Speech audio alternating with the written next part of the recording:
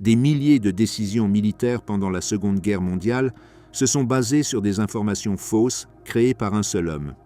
Des rapports inexistants, des réseaux d'agents qui n'ont jamais existé et des données fabriquées avec précision ont altéré la réaction du haut commandement allemand à des moments critiques du conflit. Pendant des années, l'Allemagne s'est fiée à une source qui n'existait que sur le papier. La tromperie a pris forme grâce à un citoyen espagnol sans formation militaire avancée et sans expérience préalable en renseignement. Son accès limité, sa vie ordinaire et son manque de passé en faisaient un candidat improbable pour toute opération stratégique. Cependant, sa capacité à générer des informations crédibles, à maintenir des identités fictives et à comprendre les mécanismes de surveillance a permis de construire une structure qui a détourné des troupes, influencé des décisions et modifié le développement de campagnes entières. Le système allié a exploité cette compétence pour en faire un outil de guerre. Comment cette opération sans précédent a-t-elle vu le jour? Qu'est-ce qui a permis à un individu inconnu de manipuler une puissance militaire? Comment la tromperie a-t-elle été maintenue pendant des années sans être découverte? Origine de la tromperie, l'émergence d'un acteur improbable. La trajectoire de vie de Juan Pujol Garcia commence le 14 février 1912 dans une Barcelone qui subissait une transformation urbaine soutenue sous le système politique de la Restauration. La ville combinait l'expansion industrielle avec une croissance démographique continue, portée par la consolidation d'entreprises textiles, métallurgiques et commerciales qui plaçaient la Catalogne parmi les régions les plus dynamiques d'Espagne. Dans cet environnement naquit Juan, troisième de 4 frères dans le foyer de Joan Pujol Pena et Mercedes Garcia Guijarro. Le père dirigeait une usine de teinture pour l'industrie textile, une activité qui procurait une position économique stable. La mère venait de Motril, à Grenade, et apportait au noyau familial une traditionnelle religieuse enracinée qui se manifestait dans la routine quotidienne, bien que l'orientation idéologique du foyer fût principalement marquée par la pensée libérale du père qui défendait des formes politiques ouvertes face aux discours extrémistes qui commençaient à gagner du terrain dans diverses régions européennes. L'endroit où se sont déroulées les premières années de Juan était un appartement situé dans l'Exemple barcelonais, zone conçue par Ildefons Cerdà, avec des rues larges et des blocs réguliers qui abritaient des familles liées à des activités industrielles et commerciales. Le logement offrait un niveau de confort propre à la bourgeoisie moyenne, mais sans ostentation. Il y avait des employés de maison, accès à l'éducation privée et stabilité économique, mais le style de vie se maintenait dans des marges prudentes. La discipline religieuse faisait partie de la routine familiale avec des messes dominicales et des pratiques dévotionnelles, expression habituelle dans de nombreux foyers de l'époque. Juan participait à ces activités comme partie de l'environnement familial sans que cela ne définisse essentiellement son identité, dans un pays où la tradition catholique restait un élément structurel de la vie publique et privée. À l'âge de 7 ans, il a été inscrit à l'internat de Valdemia, à Mataró, administré par les frères maristes. Le centre combinait enseignement académique avec discipline rigide et un système de vie ordonné par des horaires stricts. Les journées commençaient par des prières, continuaient avec des cours de mathématiques, latin, histoire et géographie, et se terminaient par une étude supervisée. Les sorties étaient réglementées et dépendaient de visites familiales, ce qui permettait à son père de maintenir un contact régulier par des déplacements hebdomadaires depuis Barcelone. Pendant les 4 années qu'il y est resté, Jean s'est adapté aux exigences du centre sans se distinguer de manière particulière dans aucune matière. La cohabitation prolongée dans un environnement scolaire de structure hiérarchique lui a permis de reconnaître des schémas de comportement, d'identifier les professeurs plus sévères et d'anticiper les réactions dans des situations disciplinaires, élément commun dans la vie interne d'institutions éducatives d'orientation religieuse. En 1923, il fut transféré dans un collège à Barcelone dirigé par un prêtre connu de la famille. Ce changement le plaça à nouveau dans la dynamique urbaine au cours d'une période marquée par l'instauration de la dictature de Miguel Primo de Rivera, qui avait supprimé les libertés politiques et réorganisé l'administration publique. Le nouveau centre offrait une éducation religieuse et une discipline moins stricte que celle de l'internat précédent. 3 ans plus tard, un conflit avec un professeur motiva sa sortie définitive du système scolaire formel. Le manque de documentation précise empêche de connaître la nature exacte de l'incident, mais sa conséquence directe fut son entrée comme apprenti dans une quincaillerie du quartier de Gracia en 1927, lorsque Barcelone connaissait des tensions laborales visibles liées à des épisodes de grève, de protestation et de présence de groupes anarchistes. La quincaillerie servait des ouvriers, des artisans et de petits commerçants qui achetaient des outils et des matériaux pour des activités quotidiennes. Ce contact continu avec une clientèle diverse lui a permis d'observer directement les conditions sociales d'un quartier à forte identité ouvrière. Les conversations sur les salaires, les conflits du travail et les opinions politiques faisaient partie de l'ambiance quotidienne dans l'établissement. Sans participer à ces discussions, Juan a acquis une connaissance pratique des tensions qui caractérisaient le monde du travail barcelonais durant les années 20, période connue pour l'action violente de groupes syndicaux et pour la réponse répressive de secteurs patronaux organisés.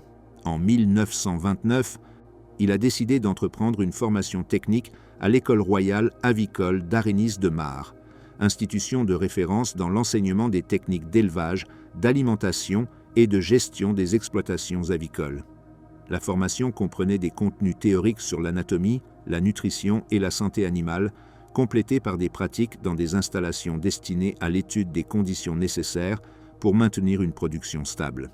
Le diplôme obtenu lui octroyait une qualification spécifique dans un secteur agricole en cours de modernisation, où l'augmentation de la demande urbaine de produits alimentaires favorisait la professionnalisation des fermes et des exploitations. En 1931, il a accompli le service militaire obligatoire par le système de quotas qui permettait de réduire la durée du service à 6 mois. Il a été affecté au 7e régiment d'artillerie légère, unité avec une structure propre de la cavalerie traditionnelle. L'armée espagnole fonctionnait alors sous un schéma disciplinaire rigide, avec des ordres stricts, des exercices standardisés et des hiérarchies claires. L'expérience a été courte et n'a pas créé de lien durable avec l'institution militaire, comme cela arrivait avec de nombreux jeunes qui accomplissaient le service uniquement par obligation légale. Cette même année a eu lieu la proclamation de la Deuxième République, qui a remplacé la monarchie après des élections municipales ayant accordé des victoires significatives aux candidatures républicaines dans plusieurs villes. Le changement de régime a encouragé des réformes éducatives, du travail et administratives. Quelques mois plus tard, la mort subite du père a obligé à réorganiser la gestion de l'usine familiale, qui a été confiée à des employés de confiance. La stabilité économique s'est maintenue, même si l'absence de la figure principale de l'entreprise a modifié la structure interne de celle-ci. Le décès a également représenté un changement pour Juan, qui a commencé à assumer des emplois dans de petits commerces urbains au cours des années immédiatement suivantes.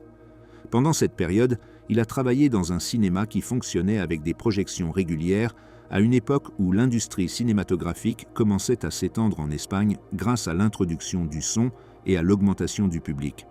Le travail comprenait des fonctions de supervision, de contrôle des horaires et de gestion de base des revenus.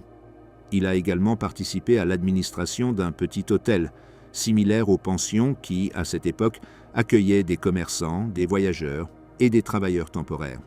La gestion de tels établissements nécessitait l'organisation des réservations, la coordination avec les employés et l'attention aux clients divers, fonctions qui faisaient partie de l'économie de service dans une ville qui maintenait une croissance soutenue.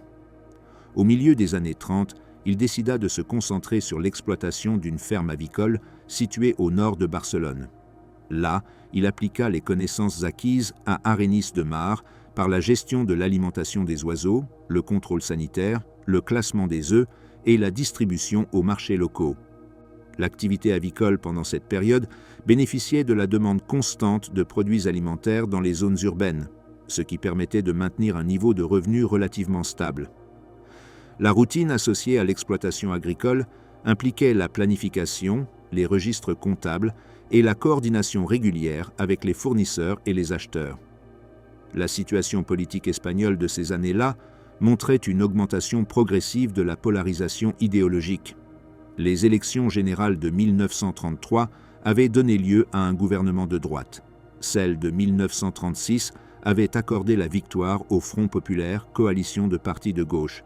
Les tensions entre organisations ouvrières et patronales, les changements législatifs, et les épisodes de violence politique survenus dans diverses régions ont configuré un environnement instable. Barcelone, en tant que principal centre industriel du pays, reflétait de manière visible ces processus. Pujol ne participait pas à des activités politiques, ni ne montrait d'adhésion à des groupes idéologiques, une attitude commune dans des secteurs dédiés aux activités agricoles ou commerciales situés en marge des organisations syndicales ou des partis. Le 18 juillet 1936, alors qu'il préparait une excursion prévue avec un groupe de connaissances, il a entendu à la radio la nouvelle du soulèvement militaire qui avait commencé dans le protectorat espagnol du Maroc. Les informations disponibles durant les premières heures étaient fragmentaires et révélaient l'incertitude propre à un coup d'État en cours. À Barcelone, les forces fidèles à la République, soutenues par des milices ouvrières, ont résisté et vaincu les insurgés. Dans d'autres régions, l'insurrection a réussi et a provoqué une division territoriale immédiate. L'usine de teinture qui avait appartenu à son père est passée sous contrôle ouvrier, comme cela s'est produit dans de nombreuses entreprises de la ville. L'exploitation avicole a cessé d'être viable en raison de la réorganisation économique imposée par la guerre, qui affectait l'approvisionnement, le contrôle du territoire et le fonctionnement des marchés. L'éclatement du conflit a transformé de manière définitive l'environnement dans lequel Juan avait vécu et travaillé. La guerre s'étendrait pendant 3 ans et introduirait des changements structurels qui modifieraient la vie civile, les activités productives et l'administration de vastes zones du pays. Pour lui, la rupture de l'ordre antérieur signifiait la fin de sa stabilité économique et le début d'une période où il serait obligé de s'adapter à un contexte politique et social complètement différent de celui qu'il avait connu jusque-là. Les décisions qu'il prendrait dans les années suivantes le conduiraient à des environnements imprévus qui marqueraient son lien ultérieur avec des événements internationaux de grande envergure. Espagne en flammes, la guerre qui fractura toute neutralité. Le 18 juillet 1936, Barcelone a enregistré les premiers signes du soulèvement militaire initié dans le protectorat espagnol du Maroc. Dès les premières heures du matin, les tirs isolés dans plusieurs points de la ville indiquaient que des unités militaires avaient tenté de soutenir le coup d'État. Les stations de radio diffusaient des informations fragmentaires sur la situation dans différentes régions. Soulèvement à Séville, combat à Madrid, mouvements militaires en Aragon. La ville restait dans un état d'incertitude, tandis que les forces républicaines et les milices ouvrières s'organisaient pour faire face aux insurgés. Juan Pujol, qui s'apprêtait à réaliser une excursion planifiée auparavant, est retourné à Barcelone pour évaluer l'ampleur des événements. Pendant l'après-midi, les rues principales, comme les Ramblas et la Via Laietana, ont été contrôlées par des miliciens appartenant à des organisations ouvrières comme la CNT FAI et le PSUC. Les casernes révoltées ont été assiégées et prises d'assaut pendant la journée et les autorités républicaines ont déclaré le contrôle de la ville après de violents affrontements. Au fur et à mesure que la journée avançait, des incendies ont éclaté dans des temples religieux. Des assauts ont été menés contre des bâtiments liés à l'Église et des propriétés associées à des secteurs considérés comme opposés à la République ont été occupées. Ces actions, également enregistrées dans d'autres localités catalanes, s'inscrivaient dans le processus révolutionnaire qui a accompagné la défaite du coup militaire à Barcelone. Pendant ces heures-là, Juan a constaté que la situation politique avait été transformée de manière irréversible. Dans les jours suivants, les milices républicaines ont commencé des processus de mobilisation pour envoyer des contingents au front d'Aragon. Les établissements industriels étaient passés dans de nombreux cas sous le contrôle de comités ouvriers qui réquisitionnaient des installations et des comptes bancaires en fonction des besoins du conflit. L'usine de teintures appartenant au père de Juan a été occupée sous ces dispositions. Sa famille a été signalée comme appartenant à un milieu bourgeois, ce qui a entraîné des mesures coercitives de la part de groupes révolutionnaires. Sa mère et sa sœur Elena ont été arrêtées lors d'une opération de contrôle politique. Elles sont restées détenues plusieurs jours, tandis que l'on vérifiait leurs liens avec des activités économiques bourgeoises. L'intervention d'un membre de la famille affilié à un syndicat a facilité leur libération, une pratique qui s'est répétée dans divers cas de personnes considérées comme suspectes pour des raisons idéologiques ou sociales. Face au risque de détention, Juan a décidé de se cacher temporairement au domicile de son partenaire à Barcelone. Il est resté là plusieurs semaines sans sortir dans la voie publique. Depuis l'intérieur de la maison, il a observé, à travers les balcons et les fenêtres, l'activité des patrouilles armées, le remplacement des symboles religieux par la propagande révolutionnaire et l'intensification des contrôles urbains. L'ambiance dans la ville était instable et caractérisée par une autorité distribuée entre diverses milices. Le risque d'arrestation pour ne pas s'être présenté volontairement au point de recrutement augmentait avec le passage des jours. Cette situation a conduit Juan à limiter ses déplacements au strict nécessaire. À la fin de septembre 1936, une descente organisée par des miliciens républicains a perquisitionné divers immeubles du quartier où il se cachait. Lors de l'opération, des documents ont été découverts et des personnes n'ayant pas respecté les ordres de mobilisation ont été arrêtées. Juan a été arrêté et transféré dans un commissariat de Gracia. Il est resté environ une semaine dans les locaux de la police avec d'autres détenus, en attente de sa classification administrative. Là, il a été interrogé sur son absence au processus de recrutement et sur son activité professionnelle. Il a fourni des explications basées sur de prétendues irrégularités documentaires, des procédures qui étaient courantes dans un contexte de perquisition massive. Pendant cette période, une organisation clandestine, Socorro Blanco, est intervenue dans sa situation. Ce groupe, actif à Barcelone pendant les premiers mois du conflit, apportait une aide aux personnes considérées comme étant en danger pour des raisons religieuses ou familiales. Une collaboratrice du groupe, qui se faisait passer pour un membre des milices révolutionnaires, a géré sa libération par une opération discrète pendant les heures nocturnes. La sortie du commissariat s'est effectuée sans incident et Juan a été immédiatement transféré dans un appartement du quartier gothique appartenant à l'épouse d'un chauffeur de taxi militarisé. L'endroit servait de refuge pour les personnes persécutées, dans une ville où la surveillance était constante et où les réseaux clandestins jouaient un rôle important. Dans cet appartement, il est resté plus d'1 an.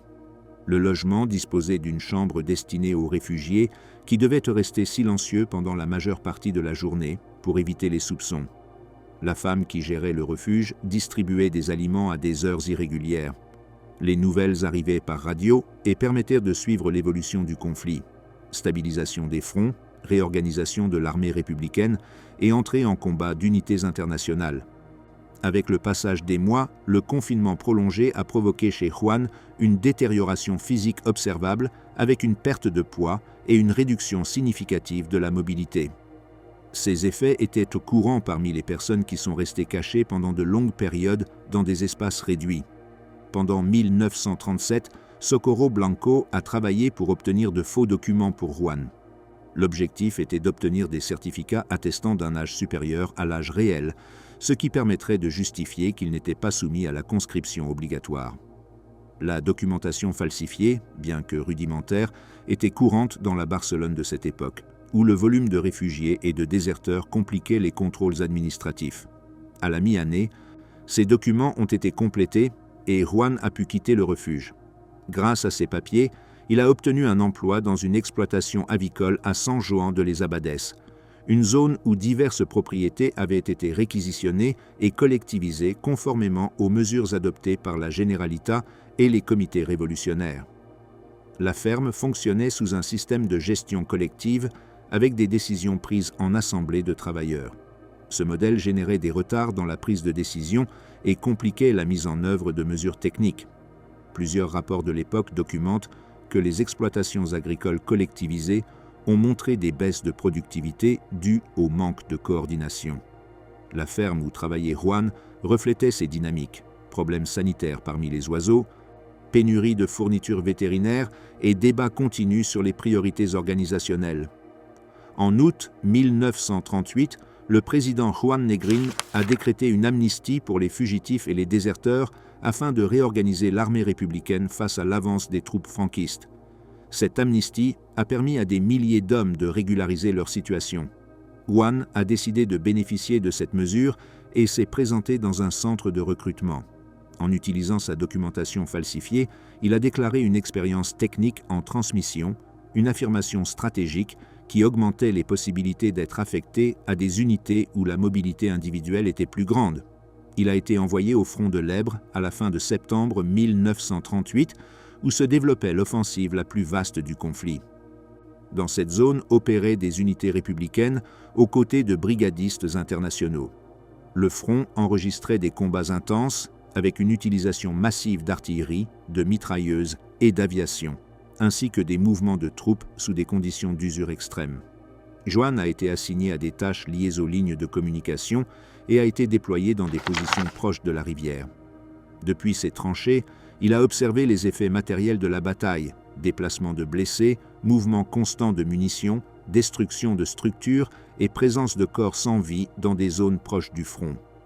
L'offensive de l'Èbre a prolongé la guerre pendant des mois malgré les difficultés logistiques et l'usure accumulée de l'armée républicaine. Pendant une nuit de pleine lune, Juan a tenté d'abandonner les lignes républicaines avec 2 compagnons en profitant d'un changement de garde. Ce type de désertion était habituel à la fin de la guerre lorsque de nombreux soldats cherchaient à traverser vers des zones contrôlées par les insurgés. La tentative a provoqué de la confusion et a été détectée par des unités républicaines qui ont ouvert le feu.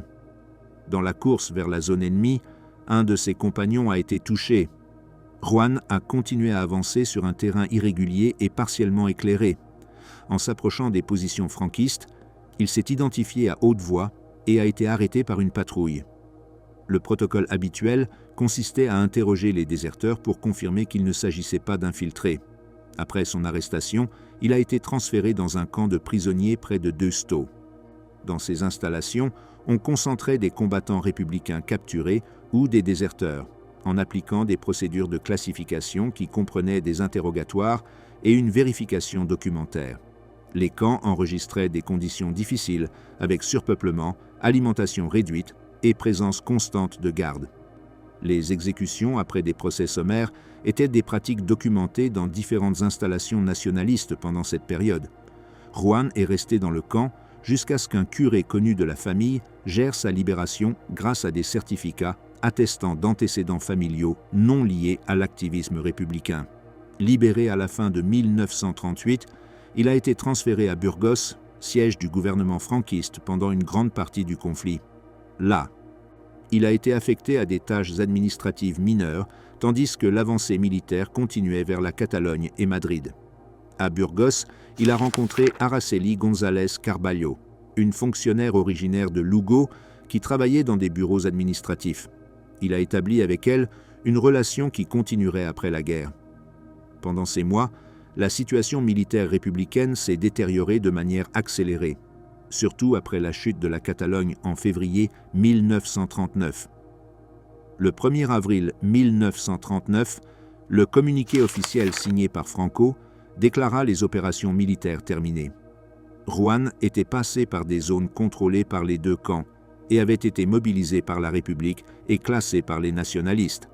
Après la guerre, il entama les démarches pour formaliser sa relation avec Araceli et organisa sa nouvelle vie dans une Espagne sous le contrôle absolu du régime franquiste.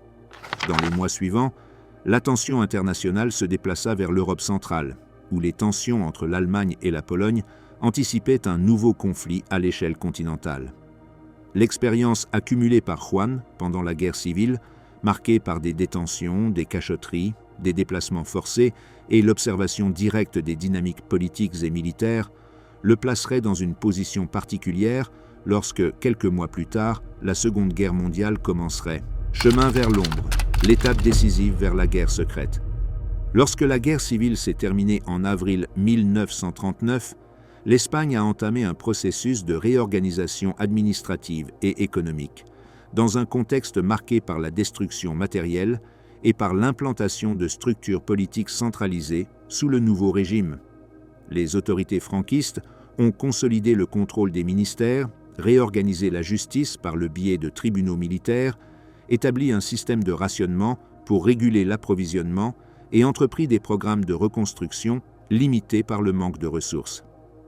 Dans ce contexte, Joan Pujol s'est déplacé à Burgos, puis à Madrid, après sa démission de l'armée. Comme de nombreux citoyens démobilisés, il devait trouver un moyen de subsistance dans une capitale dont l'activité économique avait été drastiquement réduite. Juan s'est installé à Madrid dans les premiers mois de 1940. La ville montrait des signes visibles d'usure, bâtiments endommagés, infrastructures en attente de réparation, transports irréguliers et un marché intérieur affecté par la pénurie. L'administration franquiste avait rétabli l'autorité civile et militaire et la surveillance politique était intense. Au milieu de cette situation, Pujol a accompli les démarches nécessaires pour s'installer dans la capitale. En avril, il a épousé Araceli González Carballo, une jeune femme d'origine galicienne avec laquelle il avait gardé contact depuis Burgos. La cérémonie s'est déroulée selon la réglementation ecclésiastique en vigueur, réinstaurée comme référence officielle après la fin du conflit. Le couple a loué une chambre dans une pension du centre de Madrid, située sur la Gran Via. Les conditions matérielles étaient basiques, hébergement réduit, mobilier fonctionnel et services soumis aux limitations habituelles du rationnement. L'environnement urbain montrait un mélange de lente reconstruction et d'activités administratives croissantes. Au cours des mois suivants, Juan a cherché un emploi et l'a finalement obtenu en tant que directeur à l'Hôtel Majestic, rue Ayala. Le poste consistait à coordonner le service des chambres, superviser les réservations, contrôler les inventaires et gérer la comptabilité quotidienne. C'était un travail stable dans les circonstances économiques du moment. Depuis sa position à l'hôtel, Pujol a observé l'augmentation de la présence allemande à Madrid pendant 1940. Des diplomates, des officiers, des techniciens et des représentants commerciaux du Troisième Reich visitaient fréquemment la capitale. L'Espagne maintenait une position officiellement non belligérante, mais le régime franquiste montrait un alignement politique et symbolique avec l'Allemagne et l'Italie. Les accords économiques permettaient des échanges de matières premières et de services stratégiques, et il était habituel de voir des officiers allemands dans les espaces publics de la ville. Le personnel hôtelier enregistrait leur séjour et gérait leurs besoins logistiques. Pendant ce temps, la presse espagnole, soumise à la censure, diffusait des informations limitées sur l'évolution de la Seconde Guerre mondiale. Les journaux reproduisaient des communiqués officiels allemands et offraient des résumés partiels des opérations militaires.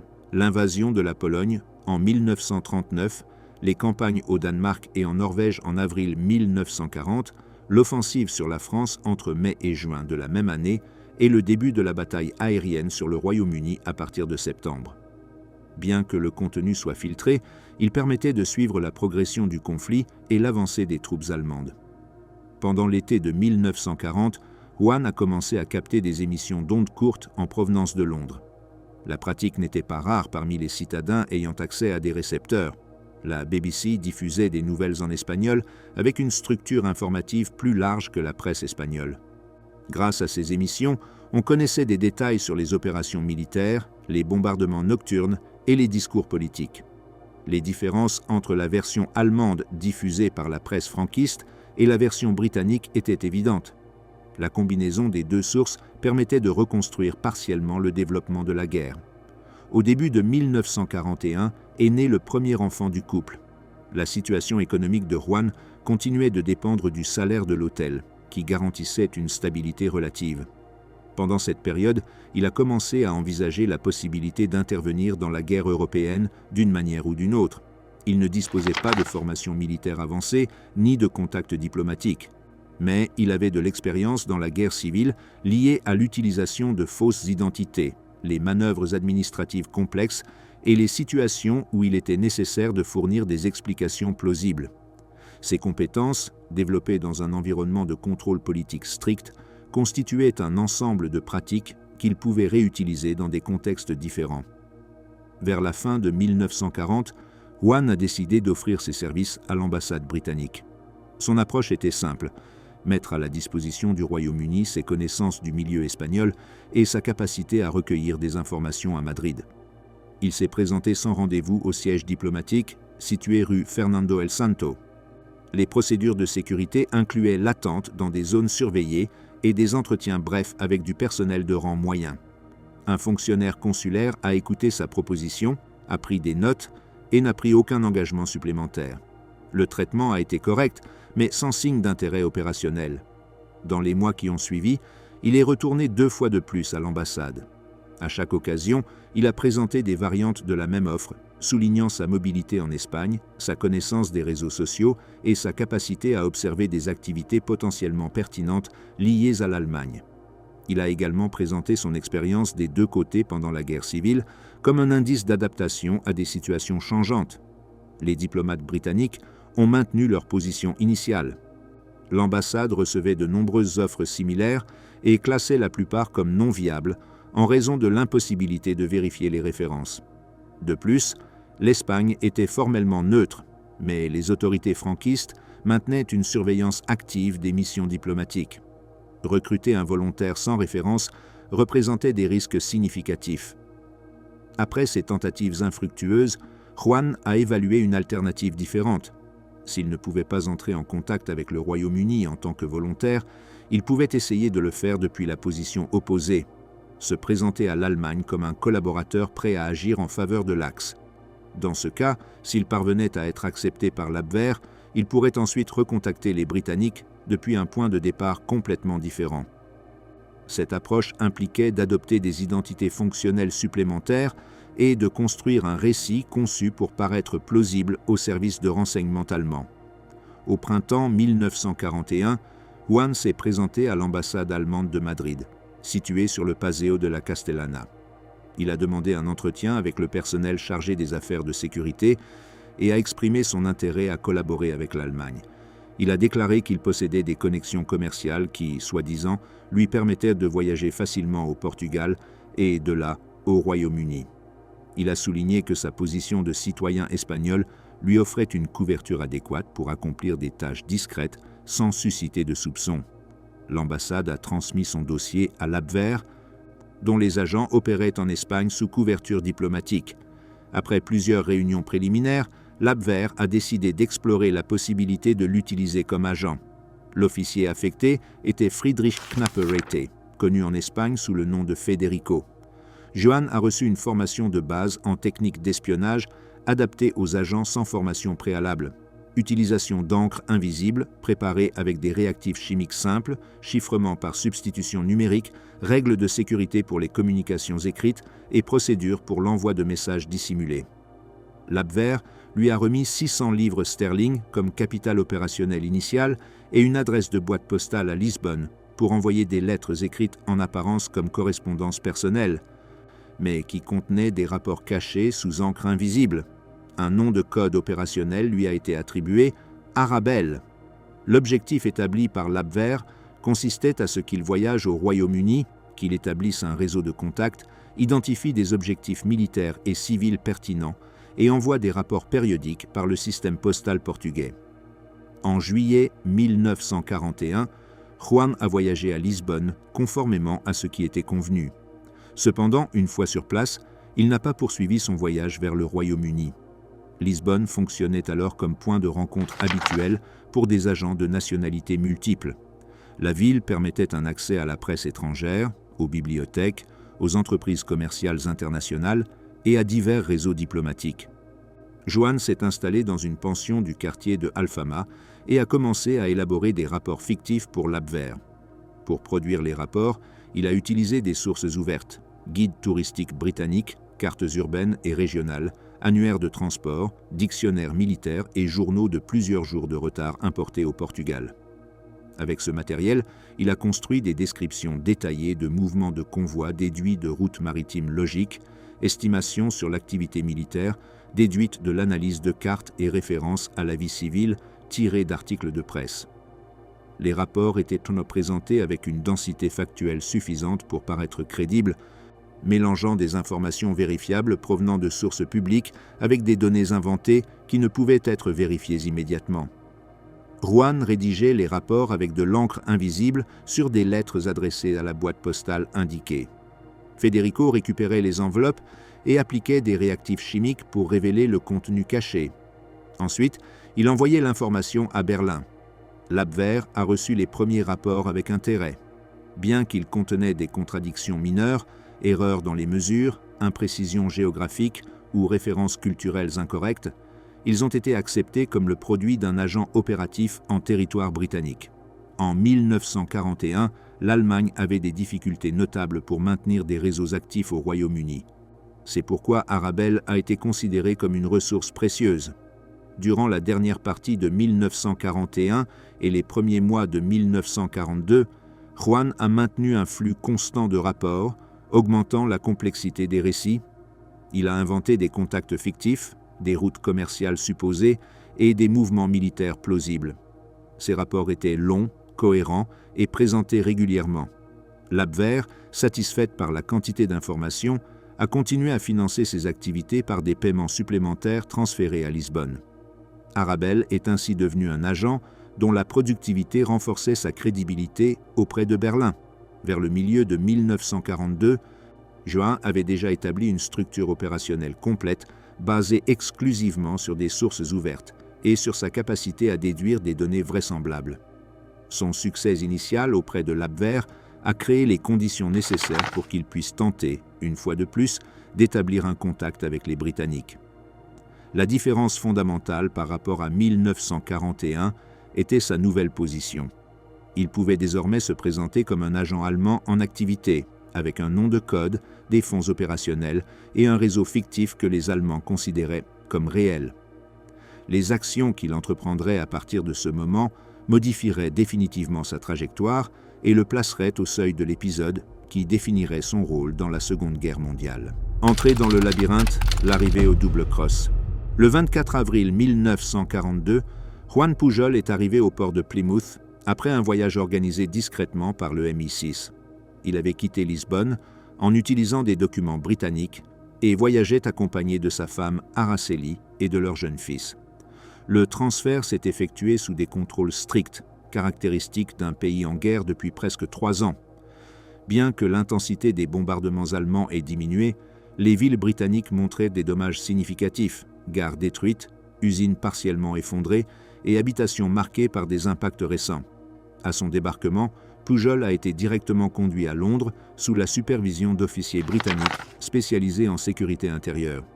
Au cours des 2 semaines suivantes, il a été soumis à un processus de vérification approfondi par le MI5. Le but était de vérifier la cohérence de son histoire, son origine, ses activités à Lisbonne et sa relation avec l'Abwehr.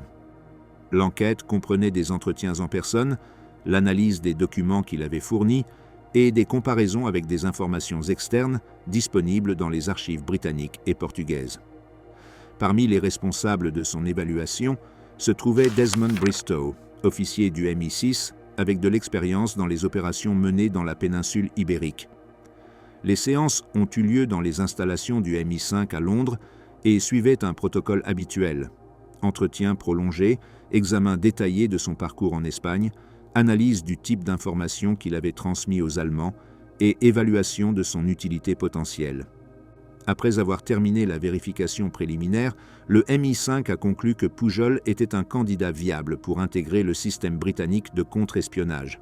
Le Double Cross System, administré par le 20 Committee, avait réussi au cours des premières années de la guerre à contrôler la majorité des agents envoyés par l'Allemagne au Royaume-Uni. La méthodologie consistait à capturer ou identifier les espions de l'Abwehr et leur proposer de collaborer sous supervision britannique. Une fois devenus des agents doubles, ils envoyaient des informations soigneusement sélectionnées à leurs contrôleurs en Allemagne. L'objectif principal était d'influencer les perceptions stratégiques allemandes, réduisant leur capacité à interpréter avec précision les mouvements militaires britanniques. Le cas de Pujol se distinguait des autres parce qu'il n'avait pas été capturé.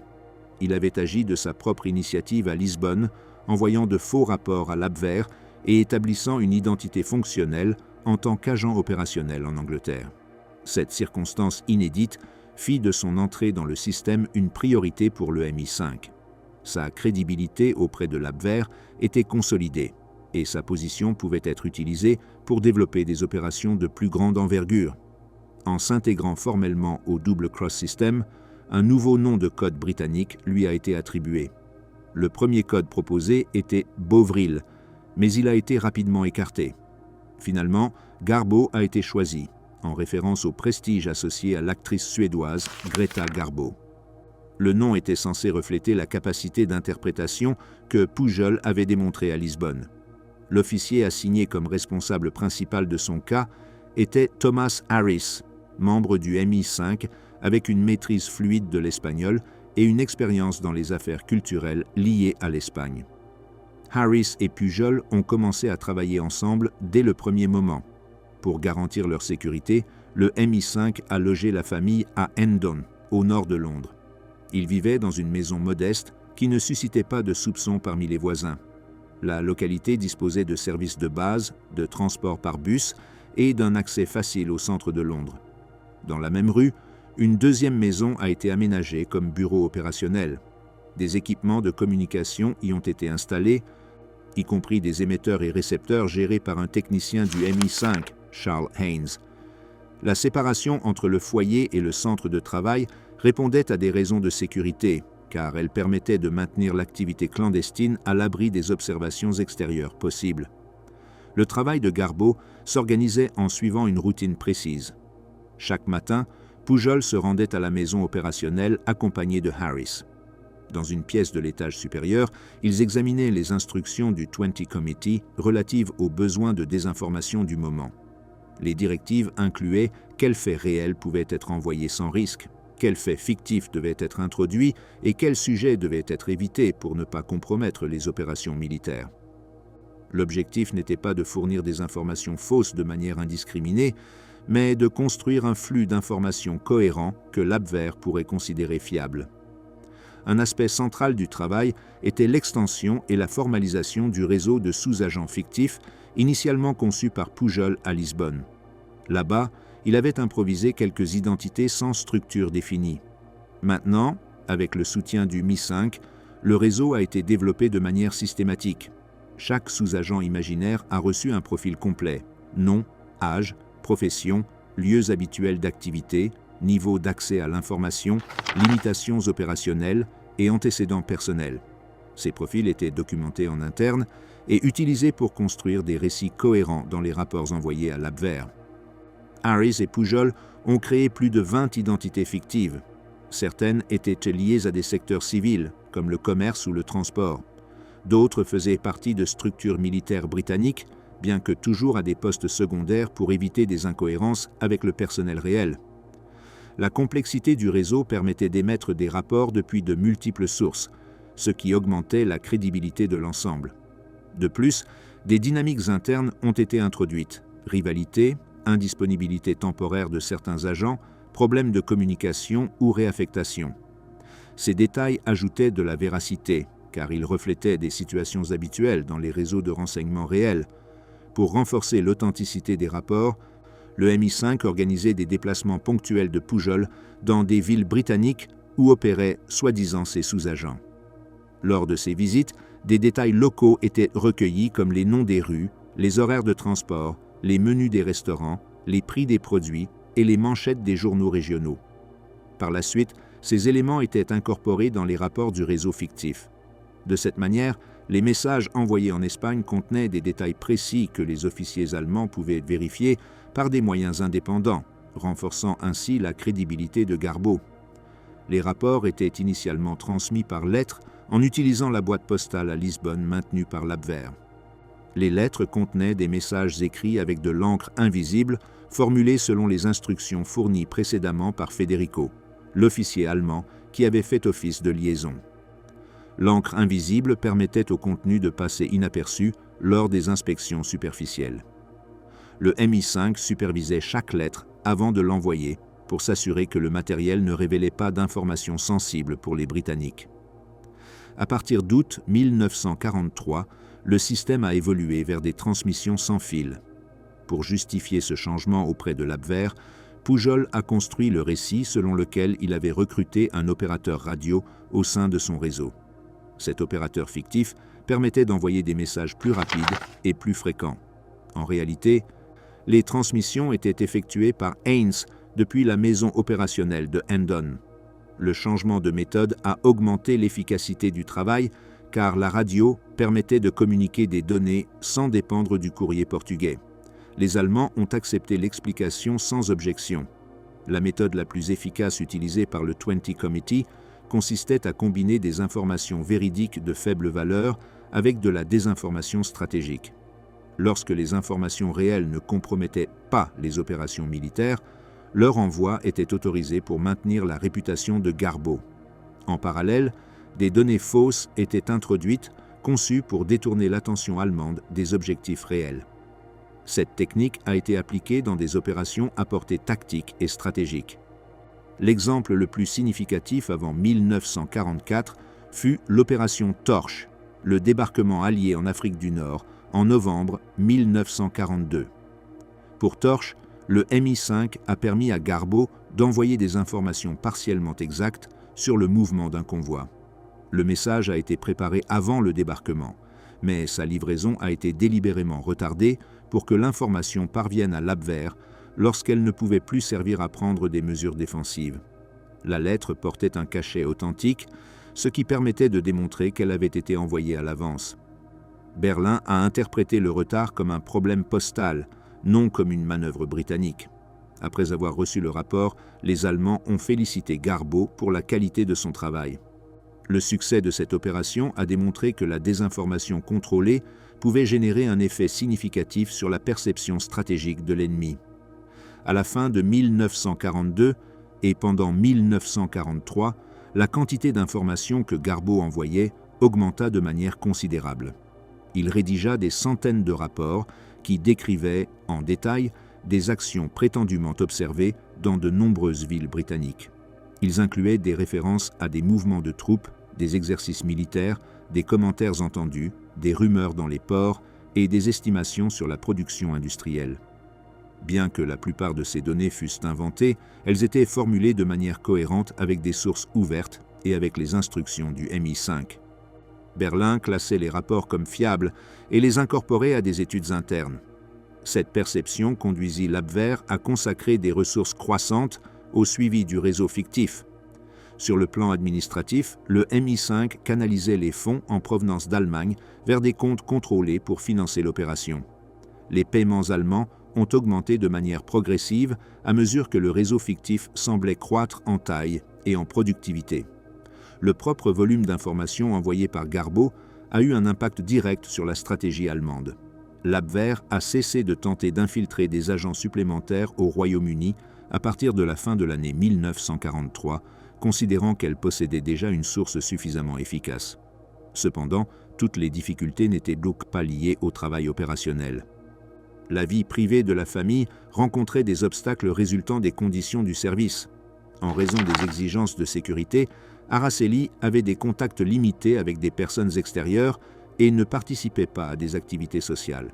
Cet isolement prolongé générait des tensions domestiques qui devaient être gérées sans compromettre l'opération.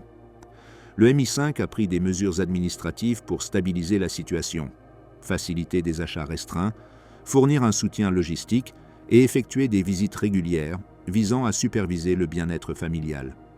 Ces actions faisaient mal partie de l'environnement opérationnel nécessaire pour maintenir la continuité du travail de Garbeau. Pour la fin de 1943, l'opération avait atteint sa maturité. Le réseau fictif était consolidé, les transmissions se faisaient régulièrement et l'Abwehr avait une confiance totale en Garbeau. Au cours de cette même période, le 20 Committee a commencé à planifier des opérations de désinformation destinées à influencer la perception allemande d'un possible débarquement allié en France. Le système double-cross jouerait un rôle fondamental dans ce processus, et Garbeau serait une pièce centrale dans la construction du récit conçu pour détourner l'attention allemande du véritable point d'invasion.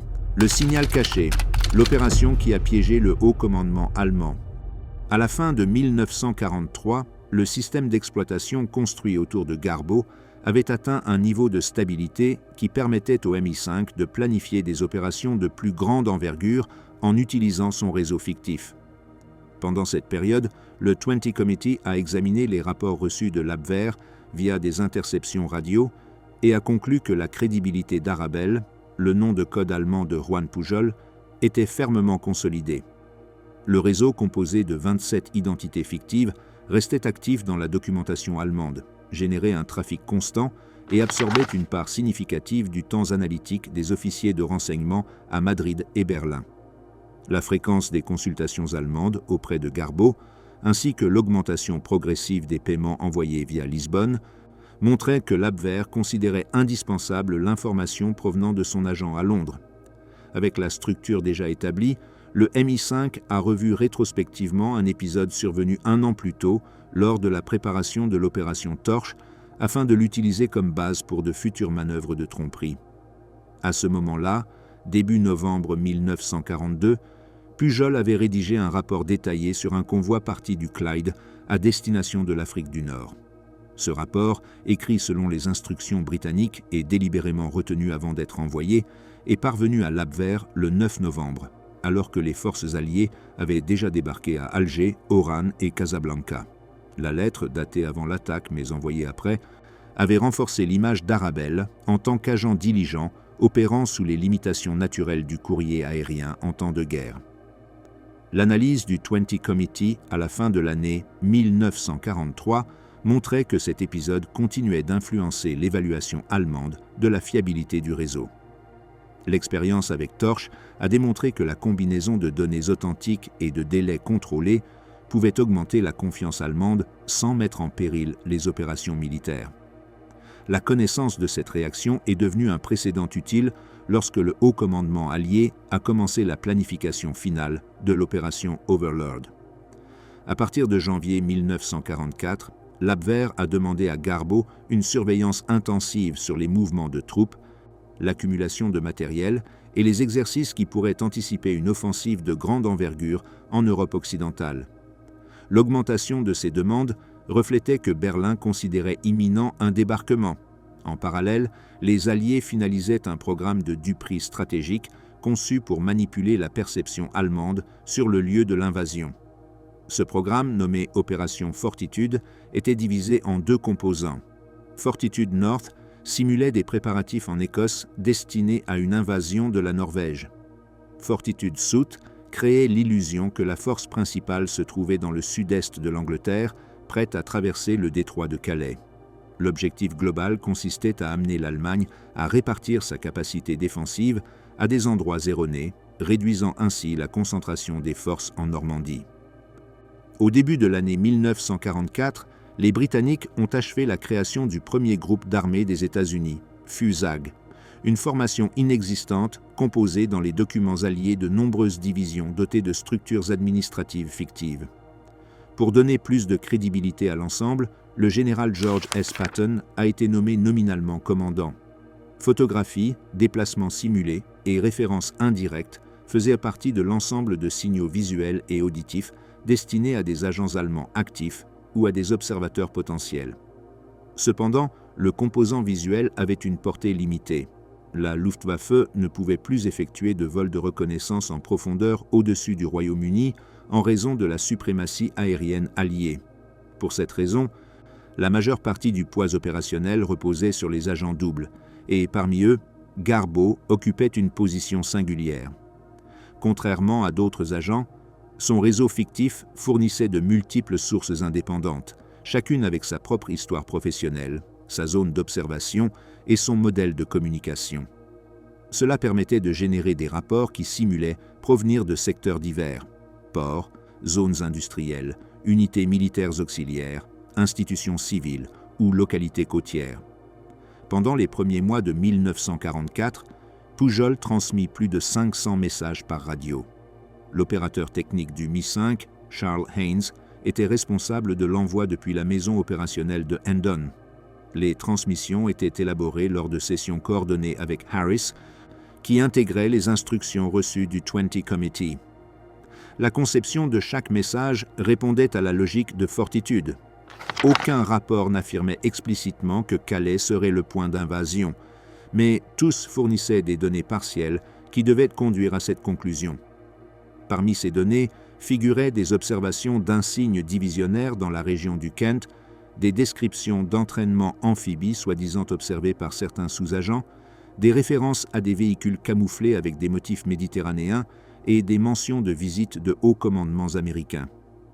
La documentation allemande conservée après la guerre confirme que les analystes de l'OKW ont intégré des informations d'Arabelle dans leurs évaluations finales. Les rapports associés à Garbo apparaissaient cités dans plusieurs résumés hebdomadaires, en particulier ceux liés au mouvement de troupes dans le sud de l'Angleterre. La présence de Patton à certains endroits du pays, soigneusement coordonnée par les Britanniques, a renforcé l'interprétation selon laquelle le général était à la tête d'une force d'invasion située en face du Pas-de-Calais. Le 5 juin 1944, quelques heures avant le début d'Overlord, Pujol transmit un message demandant que la station allemande restent opérationnels au-delà de l'horaire habituel. Il indiqua qu'un de ses sous-agents fictifs pouvait disposer d'informations pertinentes. Bien que cette requête fût conçue pour préparer le terrain pour un message ultérieur, les opérateurs de Madrid fermèrent la station à l'heure habituelle. À 3 heures du matin, le 6 juin, Pujol commença à transmettre des détails concernant la distribution de rations et d'équipements dans les camps alliés. Ces données suggéraient des activités préparatoires pour un mouvement militaire significatif. En l'absence de réponse immédiate, il continua de transmettre pendant plusieurs heures.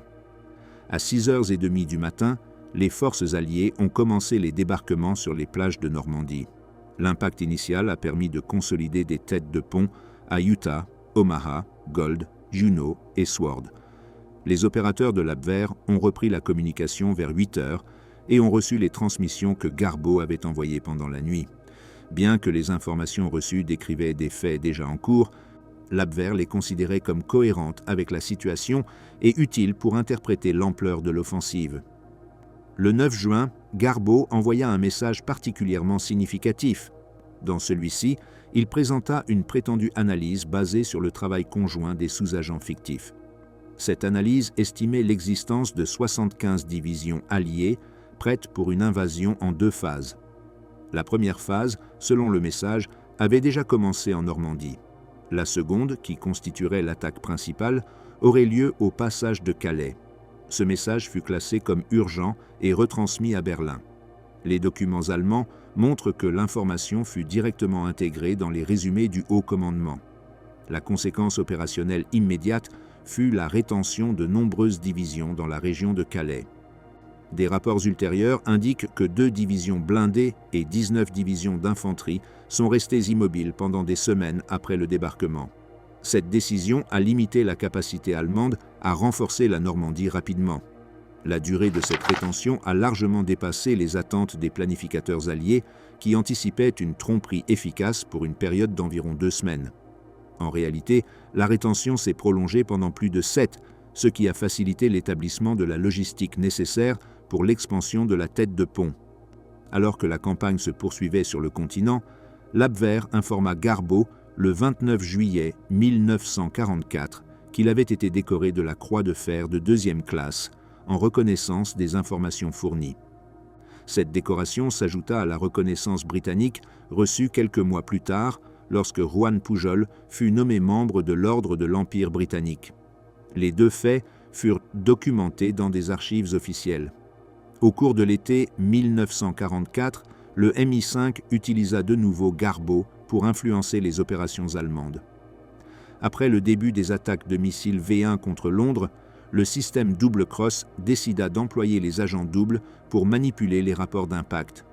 Garbeau transmit des emplacements légèrement déplacés vers le nord et l'ouest, ce qui amena l'Abwehr à recommander des ajustements dans les trajectoires.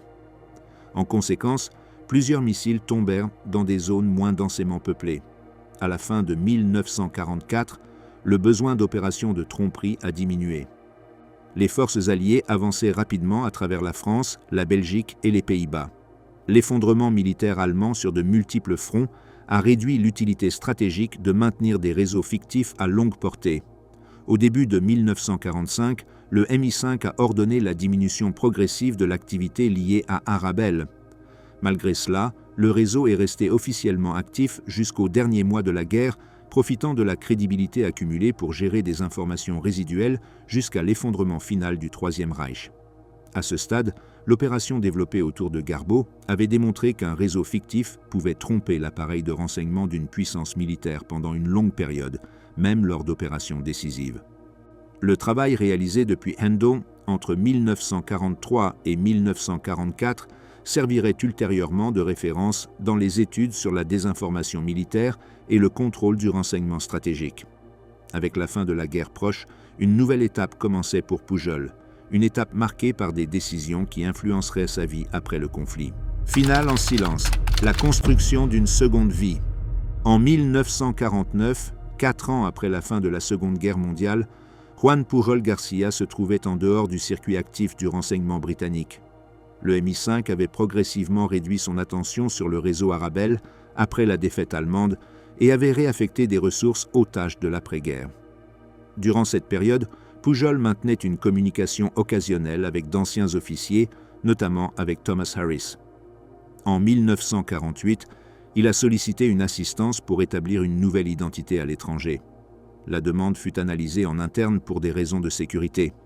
Certains officiers considéraient que, après la chute du Troisième Reich, le risque était limité. Cependant, il existait des rapports concernant d'anciens membres de l'Abwehr qui avaient émigré vers divers pays par le biais de réseaux clandestins.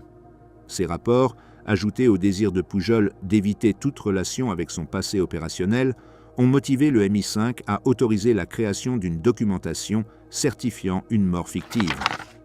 Au début de 1949, un dossier administratif a été élaboré, informant que Juan Pujol Garcia était décédé de malaria en Angola. La communication a été transmise par les canaux diplomatiques britanniques. Les autorités espagnoles ont reçu l'avis et l'ont enregistré officiellement. L'information est également parvenue à sa famille à Madrid, qui résidait séparée de lui depuis la fin de la guerre.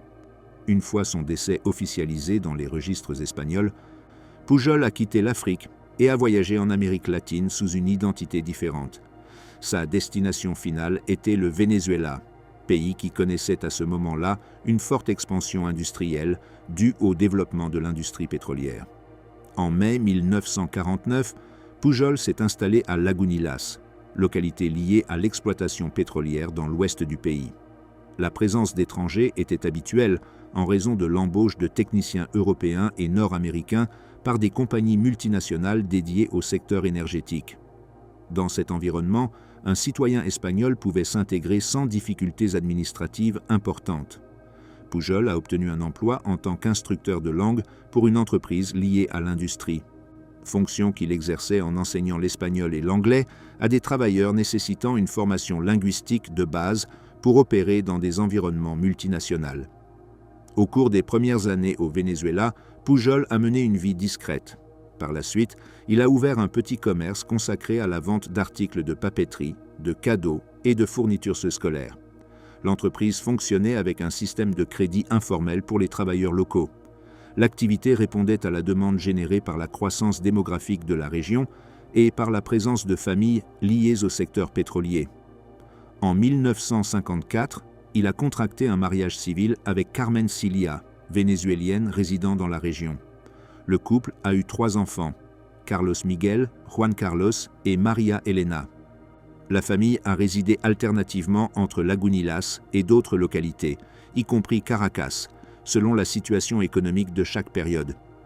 À la moitié de la décennie de 1950 et pendant les années 60, Pujol a tenté d'entreprendre des projets commerciaux supplémentaires. Parmi ceux-ci, il a établi une librairie, une petite boutique de fournitures et une entreprise touristique à Choroni, localité côtière de l'État d'Aragua. Choroni, situé dans le parc national Henri Pittier, comptait avec des paysages naturels qui permettaient de développer des initiatives orientées vers le tourisme naissant. Pujol a ouvert une auberge nommée Maricel. Le projet incluait des activités d'hébergement et des services de base pour les visiteurs de la région. Cependant, les limitations d'infrastructures et le manque de capital suffisant ont rendu difficile la durabilité de l'auberge qui a fermé après quelques années. Dans le cadre familial, la séparation de Pujol et Araceli, sa première épouse, avait été officialisée après la guerre. L'information officielle sur son décès en Angola est arrivée en Espagne en 1949 et Araceli a été enregistrée comme veuve. Par la suite, elle s'est mariée avec un citoyen américain et s'est installée avec ses enfants à Madrid. La communication entre Pujol et sa famille espagnole a été complètement interrompue en raison des conditions de sa nouvelle identité et des restrictions de sécurité qu'il avait lui-même demandées. À partir de la décennie 1960, Pujol résida de façon stable au Venezuela, principalement dans les localités du centre et de l'ouest du pays. Il travailla dans de petits commerces et mena une vie sociale limitée. Les références occasionnelles qu'il faisait à son activité pendant la Seconde Guerre mondiale se présentaient sans détails opératifs. Dans un contexte où il était fréquent de rencontrer au Venezuela des émigrants européens au parcours divers, ces mentions ne suscitaient pas un grand intérêt. Pendant ce temps, au Royaume-Uni, certains documents liés au Double Cross System commençaient à être déclassifiés de manière progressive. Au début des années 70, l'écrivain et chercheur britannique Rupert Allason, connu professionnellement sous le nom de Nigel West, a initié une enquête sur Garbo. Son travail comprenait des interviews avec des officiers retraités et des révisions de dossiers déjà disponibles. Bien que plusieurs sources mentionnaient l'agent double, l'identité complète n'était pas explicitement indiquée dans les documents accessibles au public. Parmi les références trouvées par West figurait un nom partiel fourni indirectement par Anthony Blunt, historien de l'art et ancien officier lié au service britannique. Blunt a mentionné que l'agent s'appelait Juan ou José Garcia. En raison de la fréquence du nom de famille, l'information n'a pas été concluante. L'enquête de West a progressé lentement pendant plus d'une décennie. Les dossiers accessibles confirmaient l'existence de l'agent, mais pas son identité civile ni son emplacement actuel. En mars 1984, West obtint finalement le nom complet par l'intermédiaire d'un ancien officier du Mi-5 qui avait travaillé en Espagne pendant la guerre. Avec cette information, il entama une recherche systématique de membres de la famille à Barcelone. Après de multiples appels, un contact admit être un parent par alliance de Pujol et fournit une référence qui permit de localiser un de ses fils. De cette manière, West découvrit que Juan Pujol Garcia n'était pas mort en 1949 et qu'il vivait au Venezuela. À la fin du mois d'avril 1984, West a contacté Caracas par un appel téléphonique dirigé à la résidence où vivait l'un des fils de Pujol. La communication a été prise en charge par Pujol lui-même, qui a confirmé son identité pendant la conversation. Après un échange initial, ils ont convenu d'une rencontre à la Nouvelle-Orléans, le 20 mai de la même année. L'objectif était de réaliser une interview approfondie et d'évaluer la possibilité de documenter publiquement l'histoire de Garbo.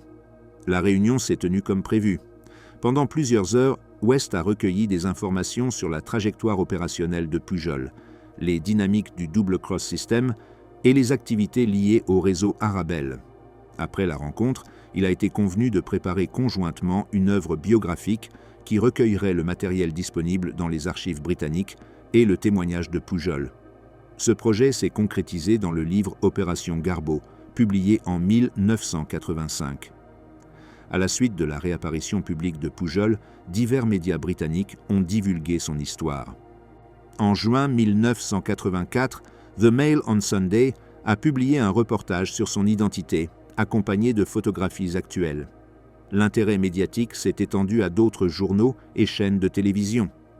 Au Royaume-Uni, Pujol a été invité à participer à des interviews et à des événements commémoratifs du jour J. Les autorités britanniques ont facilité des visites dans des institutions liées à son ancien travail, comme le Special Forces Club, où il s'est réuni avec d'anciens officiers de renseignement qui avaient travaillé pendant la guerre. Dans le cadre du 40e anniversaire du débarquement en Normandie, il a été invité à participer à des cérémonies commémoratives sur les plages françaises. Pendant ces visites, des rencontres ont eu lieu avec des anciens combattants de l'opération qui avaient été déployés dans les zones où s'est déroulé Overlord. Pujol a parcouru des secteurs comme Omaha, Utah, Gold, Juneau et Sword, accompagné par des autorités civiles et militaires. Une conséquence importante de sa réapparition a été le rétablissement du contact avec ses enfants du premier mariage. Après avoir obtenu la confirmation de son identité, des rencontres ont été organisées entre eux. Bien qu'il y ait eu des décennies de séparation, la réapparition a permis, au moins, d'établir des communications familiales de base et de clore le chapitre d'incertitude quant à son sort. Après les événements publics de 1984 et la publication de l'œuvre conjointe avec West en 1985, Pujol est retourné au Venezuela. Sa santé était fragile en raison de son âge et de diverses complications médicales. Il a résumé sa vie dans des activités domestiques, des réunions familiales et des contacts occasionnels avec des chercheurs intéressés par le Double Cross System. L'attention médiatique a diminué progressivement pendant ces années. Le 10 octobre 1988, Juan Pujol Garcia est décédé à Caracas à l'âge de 76 ans. Après les formalités nécessaires, son corps a été transféré à Choroni, localité vénézuélienne, où il avait résidé et où il avait tenté d'établir des activités commerciales des décennies auparavant. Il a été enterré dans le cimetière local, dans la zone du parc national Henri Pittier. La tombe contient une inscription basique avec ses dates de naissance et de décès. À côté de sa sépulture se trouve celle de sa deuxième épouse et de sa fille décédée en 1975. La trajectoire de Pujol a continué d'être objet d'étude après sa mort. Des documents britanniques déclassifiés dans les décennies suivantes ont confirmé en détail le rôle central qu'il a joué dans le double cross system et dans l'opération Fortitude. Les analyses militaires ont souligné la pertinence de sa contribution dans la rétention de divisions allemandes à Calais, facteur qui a permis aux forces alliées de consolider la tête de pont en Normandie. Sa réapparition en 1984 a permis de compléter une documentation qui jusqu'alors restait incomplète, notamment en ce qui concerne la fin de sa vie après la guerre. À la fin du XXe siècle, la figure de Juan Pujol García a été intégrée dans des études académiques, des biographies et des analyses stratégiques liées aux renseignements militaires alliés. Son rôle est considéré comme un cas de référence pour illustrer la construction et l'exploitation de réseaux fictifs dans des opérations de tromperie. L'utilisation d'informations partielles, la gestion de récits cohérents et la coordination entre de multiples organismes constituent des éléments clés analysés dans l'historiographie correspondante. Sa vie ultérieure au Venezuela continue d'être un exemple de reconstruction civile après une activité clandestine prolongée.